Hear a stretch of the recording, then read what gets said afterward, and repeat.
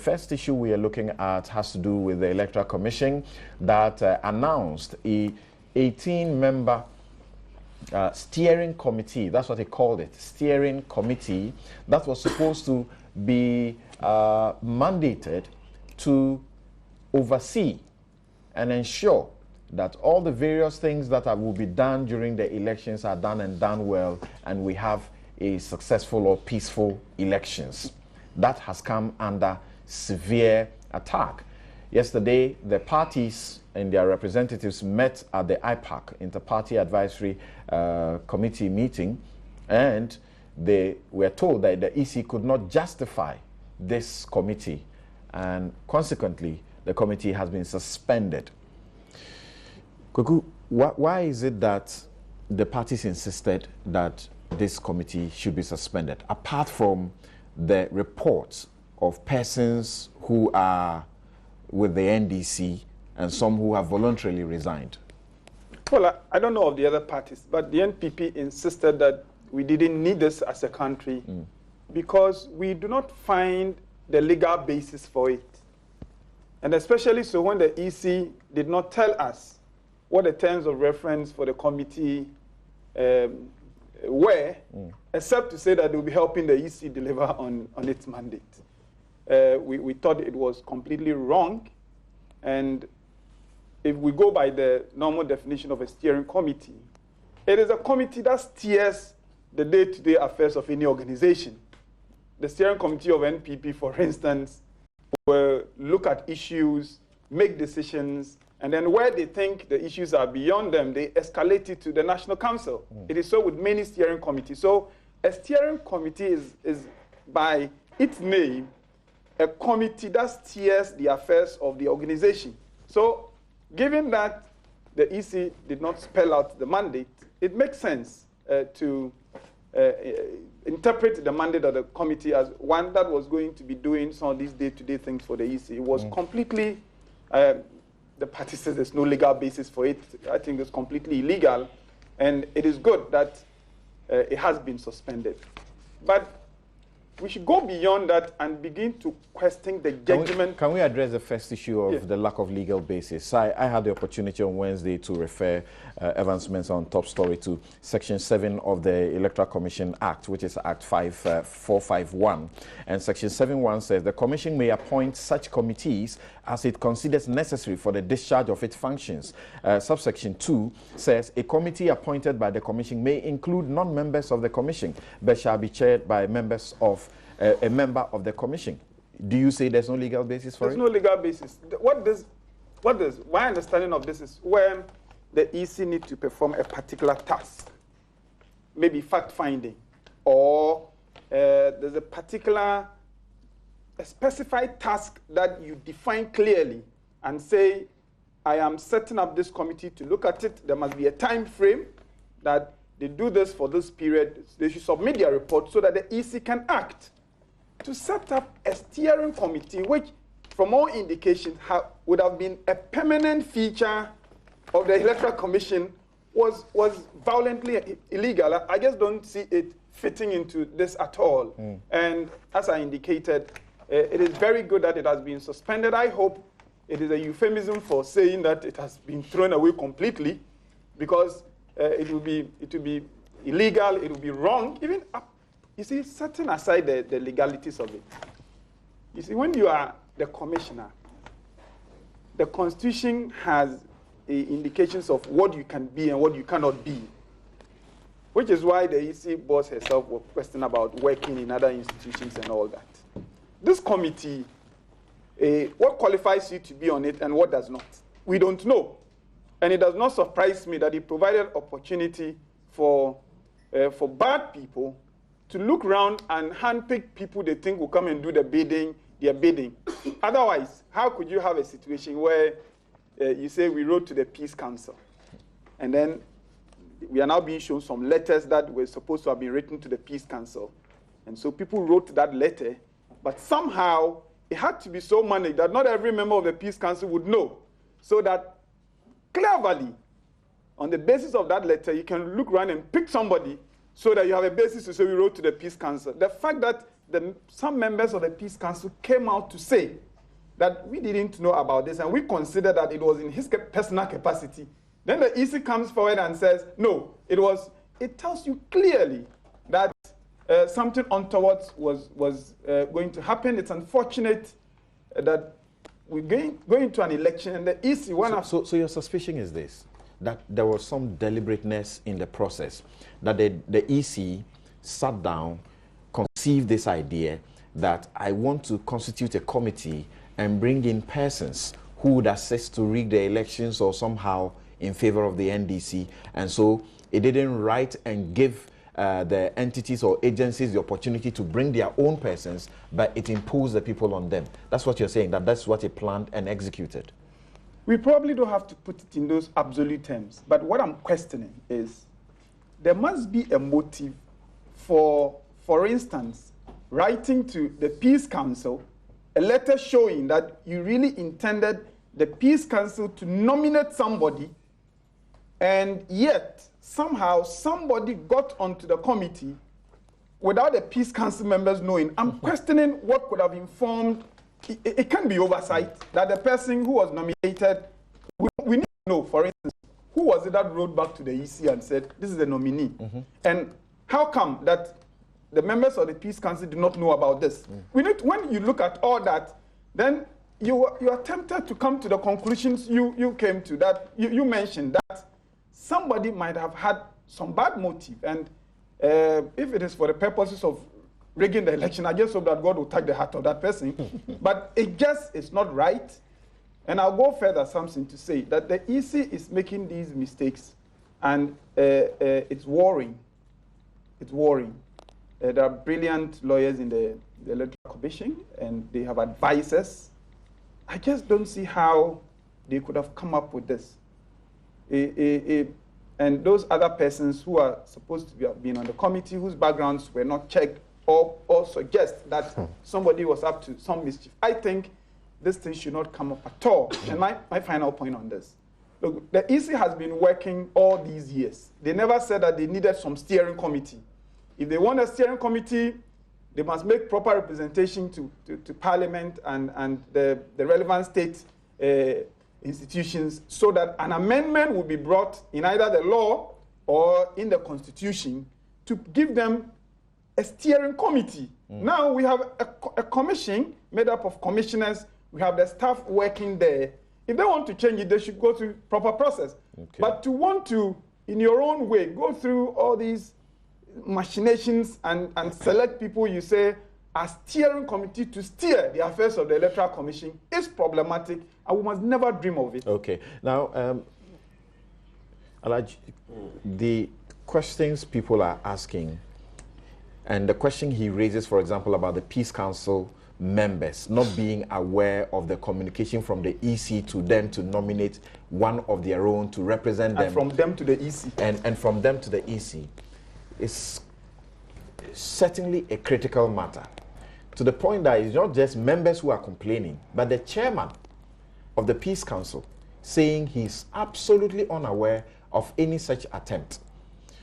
And in their case, the member who found himself on the committee is said to be an NDC person who actually contested the parliamentary elections in the party in the Bulsa North constituency. The one who was purportedly nominated by the National Service Secretariat to this committee, Dr. Ahin, also appears to be a very important person in the NDC, taking charge of the NDC's electing affairs. Then we are told of Joseph Whitall, who is with the the Commission on Human Rights and Administrative Justice, that he too is within the NDC and a very important person, though he has denied that. You don't think that the Let My Vote Count Alliance, who started this, and the NPP's concerns are legitimate?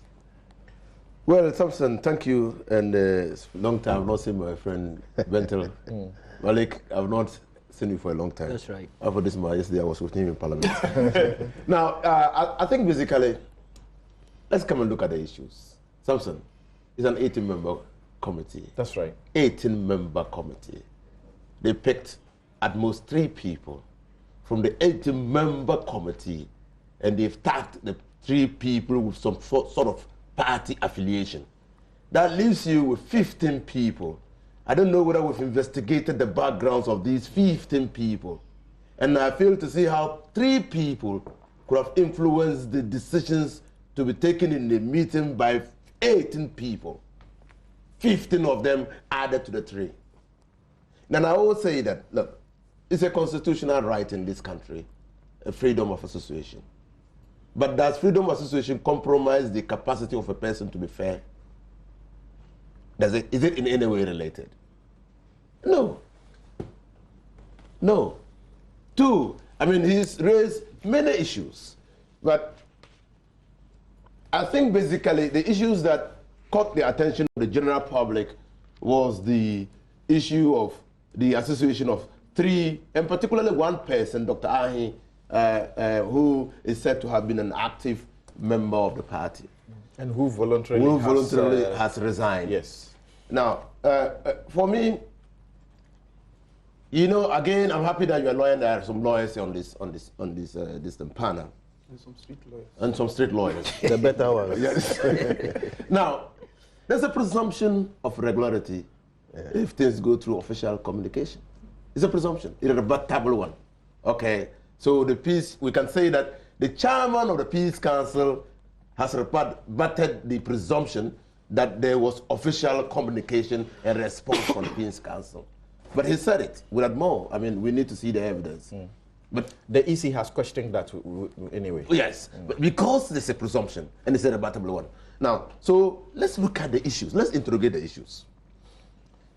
Yes, I really believe that this EC had capacity, had the rights, founded in law to form a committee. I simply, by what you have read, I have no doubt in my mind that they can form a committee, and they were rightly, exercising that power to form committees by establishing the steering committee. But what they failed to do was to also elaborate the mandate of this committee. Because why? It has to do with issues of transparency. We go into elections. This is an election year, and so people want everything to be above board. And so if you are going to establish a committee for the purpose of helping your institutional capacity to manage elections, it must be on an even keel. I mean, everybody, all stakeholders must be involved. What do you find to be the usefulness of that committee? Well, because they've not stated the mandate, I can only second guess them. So that's what I'm saying, that they should have stated the mandate. They have given hints. They say we work with police, we work with NCCE and all of that. And over the years, there have been reports from Kodeo and the others suggesting that, and in these people suggesting that we have not been directly interacting with them. So we want these institutions, state agencies and so on, to bring their representatives so that we can have a direct interaction. For the purpose if of there's a need for some election education related matter, NCC is represented, they will go and do that job. If there's some issue about security, the police and the others who are on the committee will take care of it or give advice. But the EC is a constitutional body. And if there's an issue of election education or voter education, they simply draw the attention of the NCCE to that. That is within their remit, NCCE. If it's an issue of security, they simply draw the attention of the police. They are responsible. If they perceive that some foreigners are going to come into the country and vote, they draw the immigration authority of the immigration to man the borders. They ought to have given us the mandate. Why? Because they've not given us the mandate, it raises issues of transparency. And then it raises issues of legality. Not illegality, the integrity of the committee. And that was badly damaged by the reputation of members of the committee.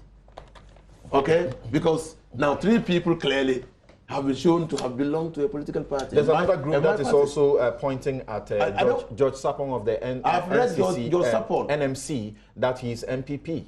Something I've read George Sapong. But I will not move along that tangent because I seriously believe that a person's association with a political party does not in any way compromise his ability to be fair. And so that's why I don't. Well, because when Joseph, we go, Joseph Whittal of Shraj also says that he doesn't have an NDC card. when we even go on that tangent, then we are entrenching and deepening partisanship in this country. Then we ask, then the latter question is, what then is the, I mean, can we have people in this country who will decide never to go and vote? Can we have such people? And any time a person goes to vote, he's exercising a choice to belong, to share in the aspirations of a political party. So I just think that we should, as a people, separate the ability of a person to be fair. And people, and as a lawyer, you know, that immediately you get onto some constitutional bodies, the only reason why, I mean, the only way that you can be removed is when your judgment can be questioned. Okay. Now, and let me, so again, clearly, the rules of procedure. So how will EC going forward exercise his power to appoint committees? How will it? Interesting. Let me bring Kofi Bento in on that note. They went for an IPAC. IPAC said they could not justify it, and that's the reason it's been suspended. And I elevate it to the question of whether or not we are doing something with the independence of the Electoral Commission. Does the commission require consultation and agreement of IPAC, which is non-legal, you know, which has no legal status, or consultation and agreement with anybody at all to take decisions it requires to take to perform its functions? The IPAC angle is extremely important, and people have raised the fact that it's not, you know, legally sanctioned. But IPAC is one of the most important units in our election system, and we fail to recognize that. And too many times we treat it as if it is not necessary. The whole of the UK does not have a constitution. They work with conventions and things that have happened over time. That's what IPAC represents. It's extremely crucial, so we should not wish it away. And so what they've done, I think, is proper. But, you know, let's be clear. I think we should stop listening to the NDC and the NPP people. First, the fact is that this whole episode is extremely worrying. And I put the blame at the doorstep of the chairman of the commission, Madam Charlotte. Okay, her judgment in these things leaves a lot to be desired. She chairs a 7-member commission. That's why I'm saying leadership is everything. That's why I specifically said I leave it at her doorstep. You see, in times like this, you want a certain assurance that must come from how she positions herself, the decisions she makes. Even if you agree or don't agree, the outcomes of those decisions over time should give you the confidence. So those who are saying this is clear that she is in bed with the NDC, I don't think it's that bad. She has just given them so much ammunition. And there has been proof in some of the people who have been, you know, investigated and shown to be NDC. So they are firing on. But we should be clear that this is not a fatal situation that compromises her entirely. It's just worrying. And to those on the other side, on the NDC side, who are saying, well, you know, what does this matter? Everybody belongs to some party here or there. That's also wrong. We know, and she, Charlotte, knows, that justice must be done, but must also be seen to be done. Manifestly. Yes. And in these matters, action is one thing. Procedure is more important. The procedural justice, the ways by which you do these things, sometimes is more important than the outcome. And that's why we've been caught in this particular, you know, quagmire. So let's be clear about this. The setting up of the committee is not illegal. It is the determination of its mandate that will determine its legality. But again, Charlotte has not given us what it is for now. She must have a contemplation of what she wanted it for which reason she set it up. And she must have put it out long before, because that transparency, that process is crucial in her job. Okay, there must be so much sunshine in what the EC does, far ahead of time, because it is necessary that everything she does is acceptable to everybody. It does not matter whether it's right or wrong. The general acceptability of the stakeholders in what she does is what is crucial.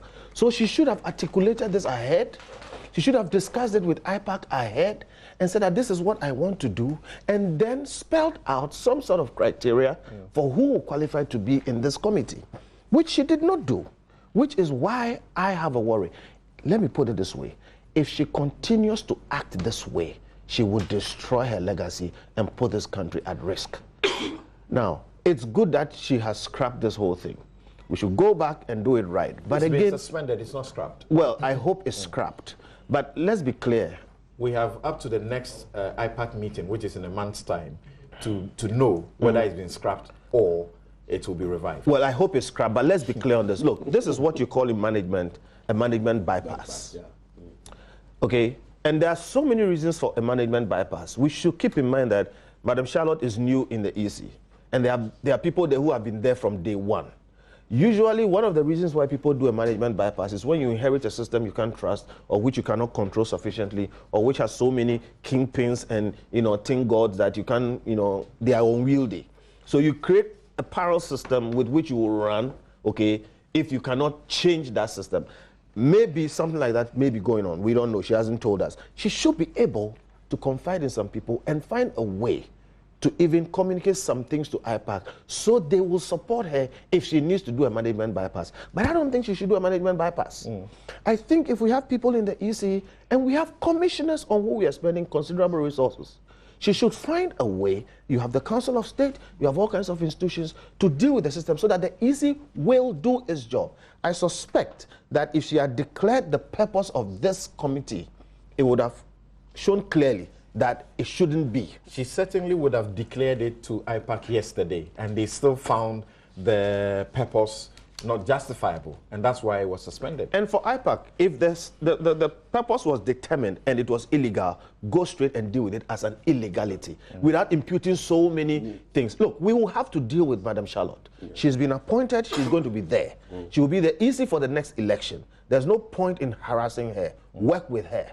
Okay, so be clear. The non-inclusion or involvement of IPAC in all of this is the reason we are here with a suspended, committee, is that not? To a very large extent, yes.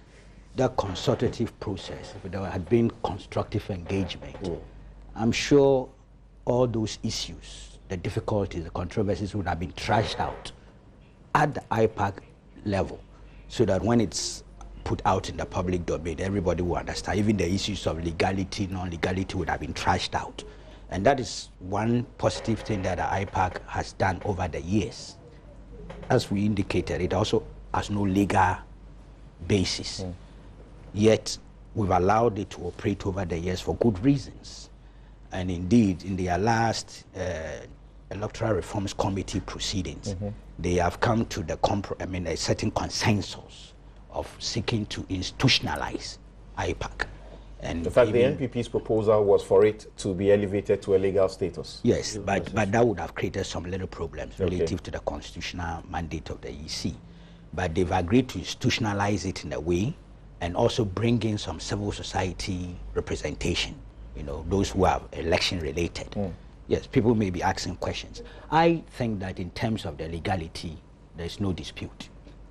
The portion you read, and I'm not a lawyer, of course, but the portion you read, it's clear in my mind.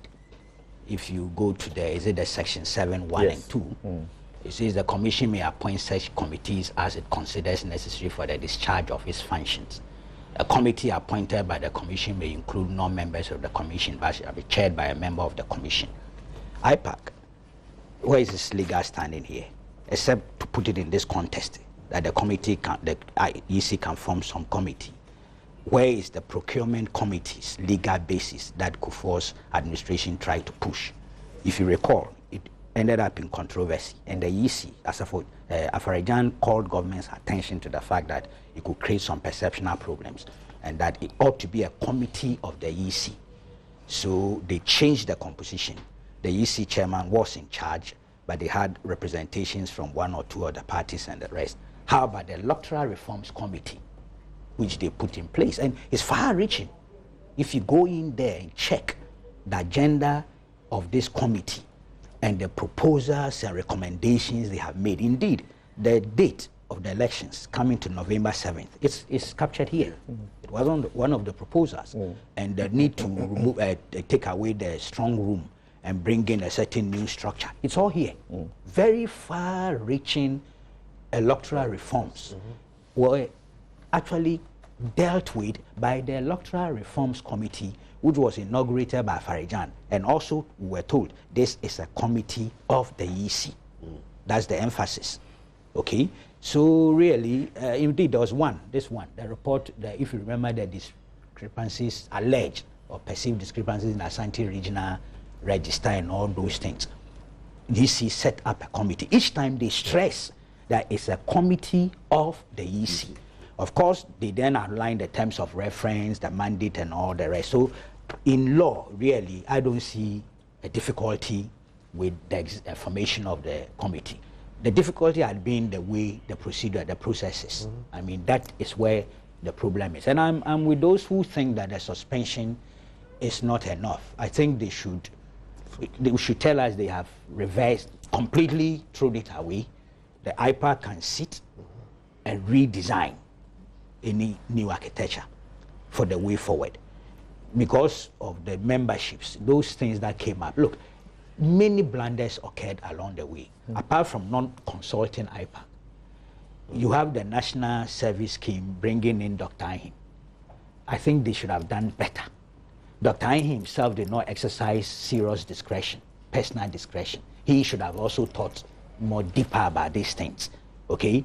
And then the defense that was mounted initially by the EC's PR relative to the matter, the same defense mounted by Dr. Pesa White on behalf of the, all these things combined to generate too much heat when we should have been actually generating light in order to have an informed discussions on the matter. Thankfully, they met, the EC has accepted its error of judgment. They have decided to suspend, which I think should mean that let's start afresh. That's the way I see this thing.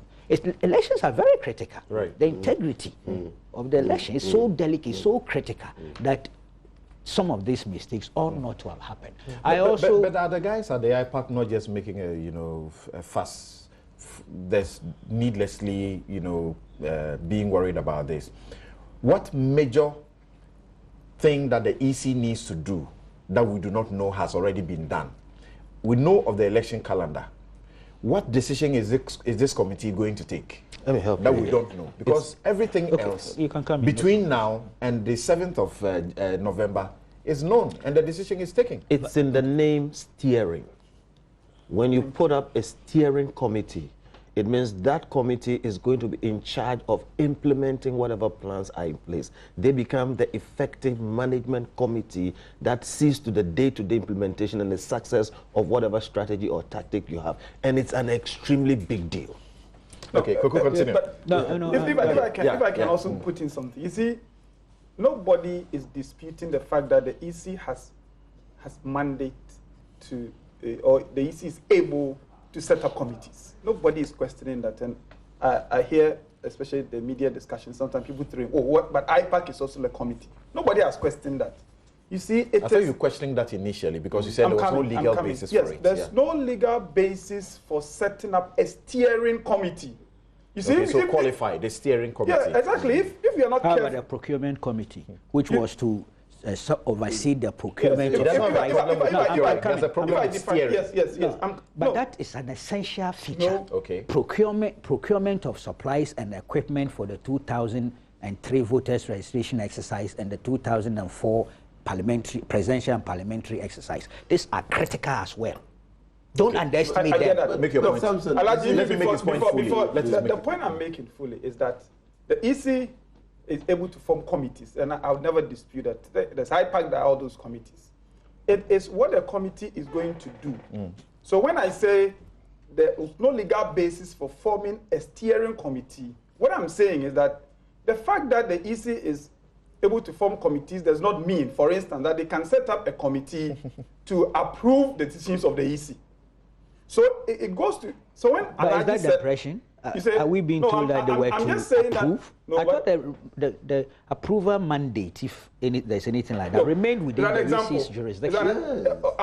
As an example I'm giving, I'm saying that the fact that you can form a committee does not mean you can form a committee to do anything. That's a correct principle. Yeah. Yeah, and that's why I say that. Because, for example, see, if this very, prominent, astute lawyer, if he makes your point, this is H. Kwesi Prempeh, you know him, very accomplished lawyer. He says that granted that this law is what the EC used, he's asking the question that, but this so-called steering committee, quote unquote, steering committee, is it the kind of committee of the commission contemplated by the law? And these are the questions you are raising. Sure. It says this looks more like a committee of outsiders, chaired by the commission chair. This committee isn't just a committee that includes outsiders, it comprises only outsiders, chaired by a member of the commission. In this case, the EC chair. Is that the kind of committee contemplated under Section 7? In my reading, a Section 7 committee would be a subcommittee of the commission, comprising commission members, some, not all, onto which certain non-members have been co-opted. Exactly. Yeah, but let me composition. You see, I'm coming. legality. Let me complete my You point. move to composition. I never. You see, Alaji, let me just a minute. Let me come in. Okay, please, it is fair to allow him Let to me finish, complete then the you point. make your point. You see, when yes, in 1 minute. Yes, when Alaji said, without a mandate, it's improper, but it is lawful. It's a problematic point because until the mandate is told you, you're not in a position to know whether it is lawful or not. And that is why I made the point that the EC, of course, can form committees.